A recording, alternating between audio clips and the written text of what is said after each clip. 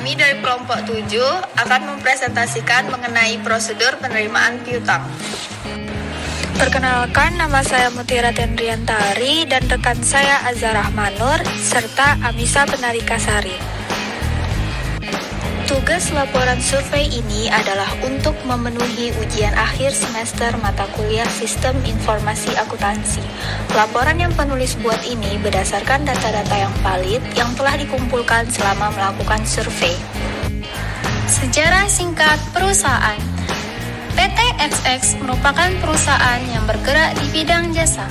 PT XX juga memiliki kegiatan legalitas dalam menjalankan bisnis jasa pengiriman barang, kargo, dan lain-lain. Perusahaan tersebut beralamat di Ruko Pondok Asri Indah, Blok Y1, nomor 12A, Seipanas, Batam Kota, Batam, Kepulauan Riau. Perusahaan ini menyediakan jasa pengiriman segala jenis barang ke seluruh daerah di Indonesia, melayani konsumen personal sampai dengan konsumen korporasi yang membutuhkan pengiriman skala besar. Semua itu dimaksudkan agar bisnis kami selalu memiliki standar terbaik dalam menjalankan bisnis dan melayani konsumen. Flowchart sebelum analisa. Prosedur penerimaan piutang pada PT XXX. Terdapat 5 bagian. Prosedur penerimaan piutang dimulai dari bagian pelanggan yang membayar utang melalui transfer bank kepada bagian akuntansi. Lalu bagian akuntansi melakukan pengecekan apakah bukti transfer sudah masuk atau belum. Jika tidak, maka bagian akuntansi akan menghubungi pelanggan dan mengecek invoice apakah tagihan pelanggan sudah jatuh tempo atau belum.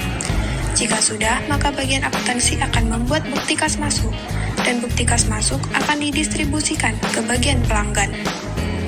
Lalu bagian akuntansi akan menarik mutasi bank dari Excel. Selanjutnya, bagian akuntansi akan membuat bukti kas masuk sebanyak 2 rangkap. 1 rangkap akan didistribusikan kepada bagian admin penjualan dan 1 rangkap lagi akan diarsipkan sesuai tanggal untuk perusahaan oleh bagian akuntansi. Lalu bagian akuntansi akan mencatat transaksi ke dalam buku jurnal dan jurnal penerimaan kas serta melakukan rekapitulasi jurnal menggunakan bukti kas masuk. Setelah bagian admin penjualan menerima bukti kas masuk dari bagian akuntansi, maka admin penjualan akan mengupdate sistem bahwa pelanggan telah melunasi piutang.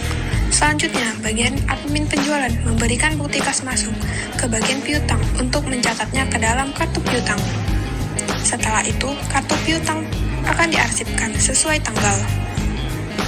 Bagian buku besar akan menerima rekapitulasi jurnal untuk mencatat ke dalam buku besar. Selanjutnya, buku besar akan diposting.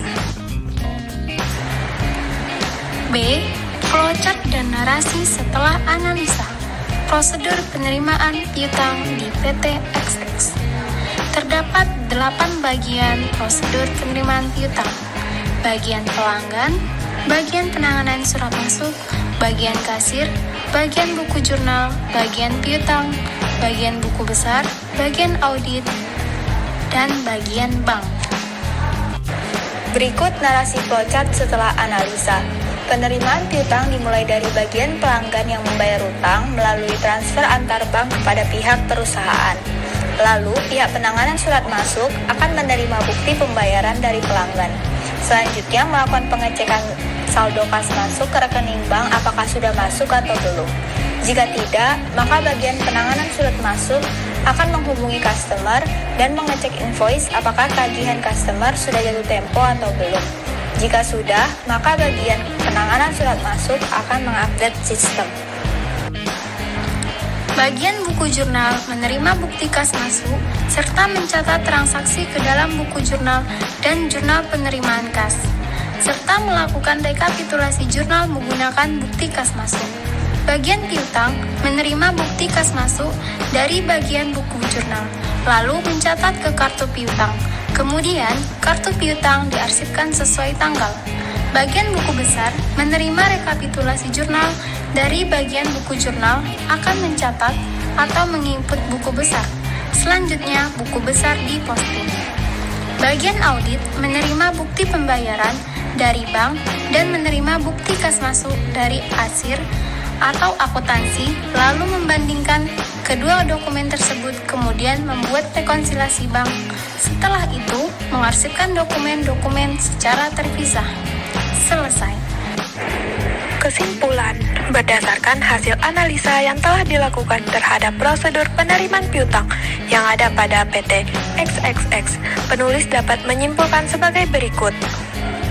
Kesimpulan, yang pertama, pada pelaksanaan prosedur penerimaan piutang yang diterapkan di PT XXX belum sesuai teori, struktur organisasi yang berkaitan dengan prosedur, belum sesuai dengan sistem pengendalian yang ada, di mana haruslah ada pemisahan fungsi penanganan surat masuk dan fungsi kasir, fungsi penanganan surat masuk dan fungsi piutang jasa, fungsi kasir dan fungsi piutang jasa, fungsi kasir dan fungsi buku besar, dan juga fungsi piutang dagang dan fungsi buku besar.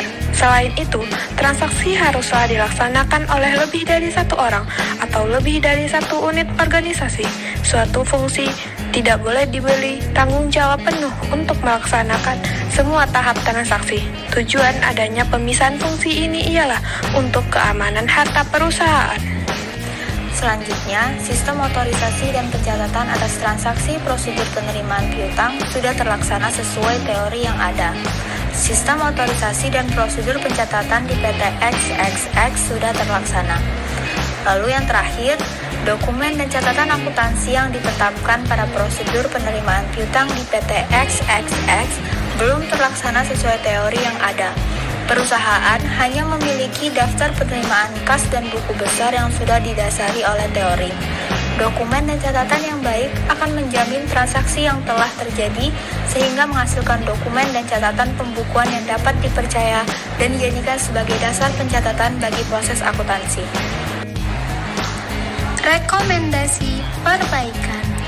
Dengan mengacu pada hasil analisis yang telah dilakukan, penulis memiliki beberapa saran, yaitu: yang pertama, perusahaan sebaiknya membentuk beberapa bagian dan membagi tanggung jawab fungsional kepada bagian-bagian yang dibentuk untuk melaksanakan kegiatan-kegiatan transaksi di perusahaan.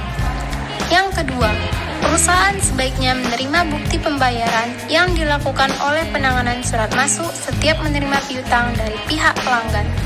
Yang ketiga, perusahaan sebaiknya membuatkan pencatatan pada setiap transaksi yang dilakukan seperti jurnal penerimaan kas untuk transaksi penerimaan piutang.